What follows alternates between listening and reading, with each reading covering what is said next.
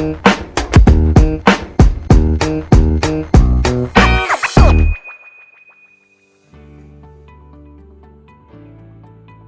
we've looked at the culture and values. Let's look at the people strategy and the impact.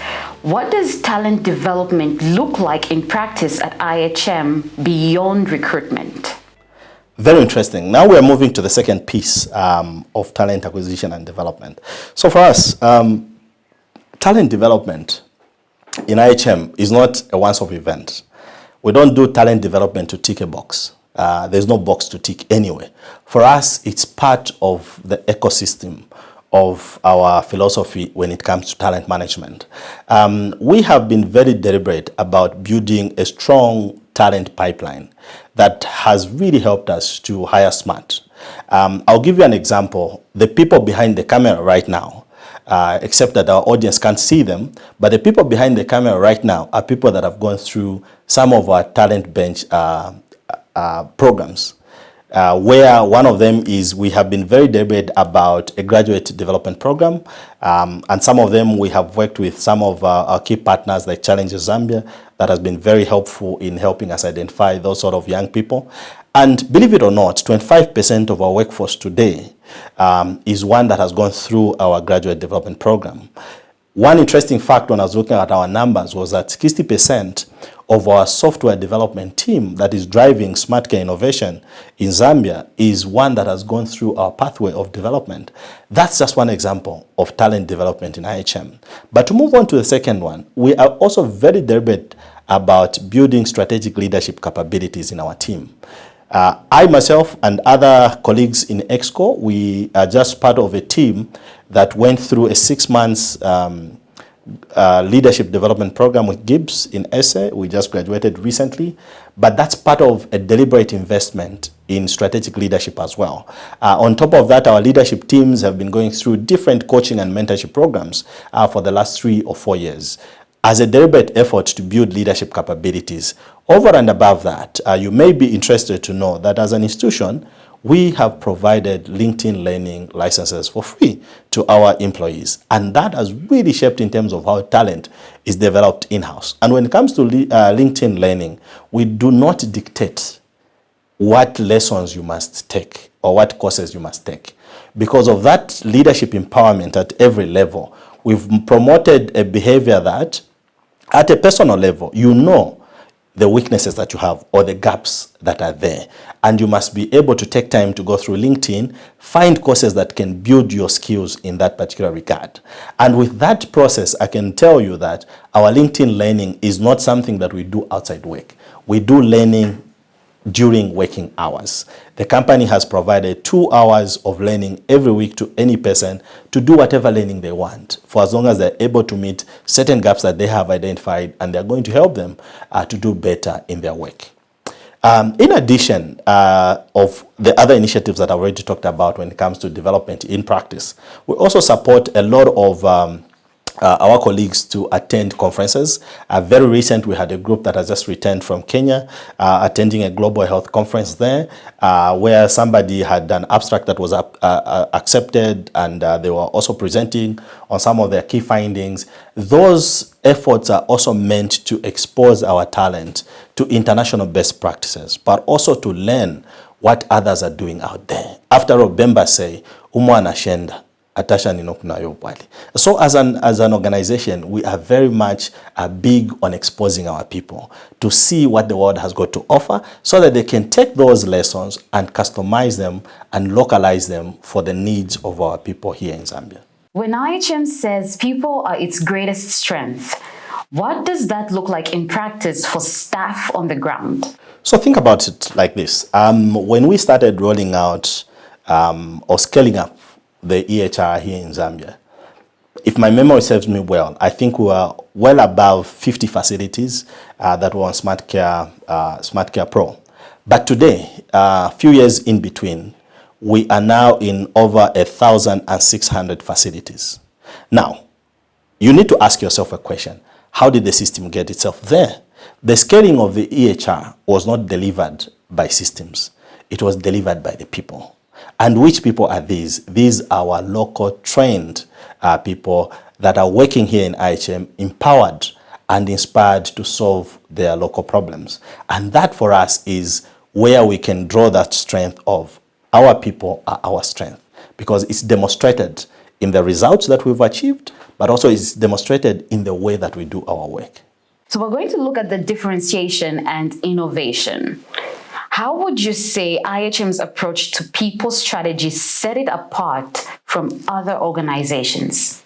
Great. I think it's also important for people to understand that IHM is a local organization, but obviously one that has got very serious ambitions at regional and continental. You may be aware from our mission and our vision that we want to change the way that health services are provided in this part of the region by making information available and accessible to decision makers. And so what sets us apart is, I think, the deep understanding of the context that we work in. Whilst we know and understand the global practices, I think we've mastered the art of localizing those solutions that can respond to the local problems of our people. Secondly, I think we are an organization that is value-driven in terms of our culture, which also then translates into the real behaviors that you see, the way people show up, the language that is used, and how we do our work in IHM and as an organization. Very critical also to mention is that we are very responsive in the way we implement our programs, and we're very agile, because we've learned that over time that agility is something that we can't do away with. It's part of the things that we are faced with in that regard. And lastly, I think as an institution, what is setting us apart now is that I think we find ourselves really at the intersection of health and technology. We are able to bring health and we're able to bring technology together, and these two are speaking to each other because of some of the solutions that we provide, such as your Smart Care Pro. Let's look internally and externally. Let's get the perspectives there. For someone outside IHM, say a partner, funder, or potential employee, what would you want them to understand about IHM's people culture? So what I would want them to understand about our people culture is that, look, we're an organization that is investing in local talent, obviously to strengthen national ownership in terms of the work that we do. Very important. Also, I think our partners need to understand that the future of digital health systems in Zambia is not right now being built by Zambians. Our workforce is over 80% Zambians. And like I said, the statistics that I gave you, where we are coming from in 2021 to where we are now, over 1,600 facilities that are live on Smart Care Pro, that has been delivered by Zambians.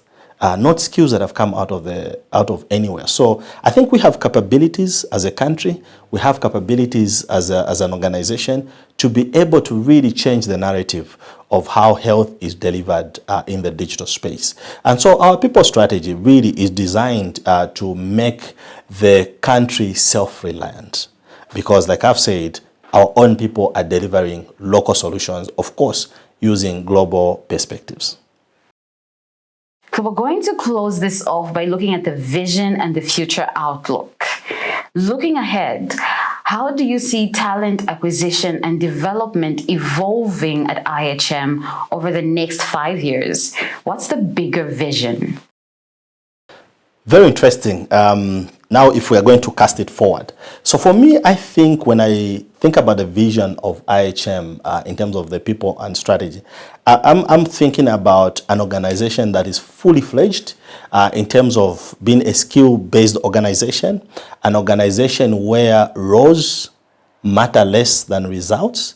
Already we have embarked on an innovative way of doing work where we are moving away from roles to results. Very soon in IHM, we will not be hiring a director of people and operations.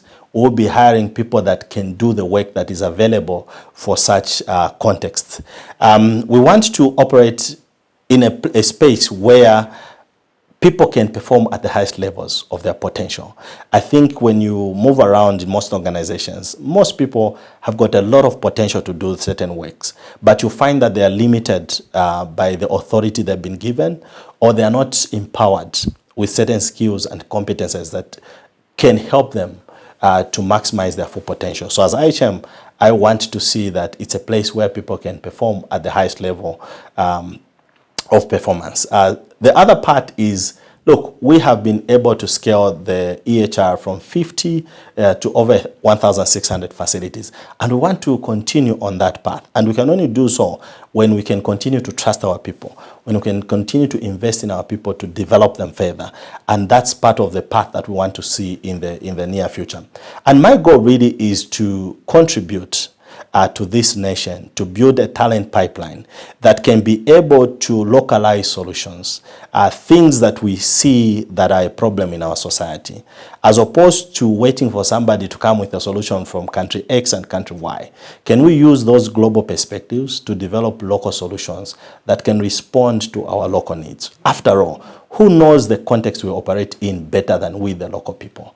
I think that is very key and very important. But also, lastly, I think all these really tie in very well to my personal mission. I'm on a mission to help individuals and organizations to unlock potential, ignite performance, and really drive results. Because I believe that when we shape people well, we'll be able to shape systems. And when we shape systems, we should be able to shape the nation. And ultimately, we should be able to shape the continent and the world at large. That is my personal vision. And I think it ties in very well to where we want to see IHM perform and where we want to see IHM go in the next few years. Well, PB, thank you for sharing your reflections today. I think the key takeaway is clear. IHM's people strategy is not just about filling positions, it's about nurturing talent, living out our values, and creating a culture where people can grow and make an impact. That really ties back to our theme here on From Vision to Impact, when we reimagine how we see people, not as resources, but as talent. We create not only stronger organizations, but also a deeper impact on the communities we serve. PB, thank you again for joining us and for giving us a window into the heart of IHM's people philosophy. Thank you so much, Sitna. This was really exciting and looking forward to another session. To our viewers, stay tuned for our next episodes, where we continue to unpack the stories and strategies that move vision into impact.